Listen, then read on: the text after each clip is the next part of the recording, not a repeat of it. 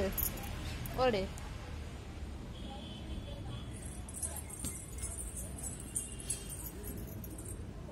வா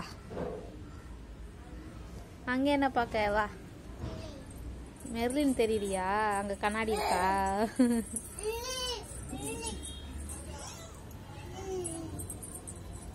கண்ணாடி இருக்காமா? மெர்லின் தெரியலையா? சரி வா.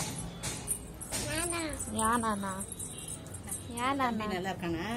பாப்பா பொண்ணுதான் வந்து. ஆமா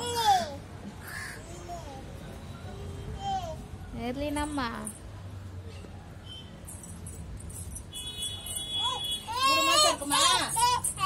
2 மாசம் முடிஞ்சிருக்கு. இப்பதான் 3வது மாசம். ஆம்பளை பையன்.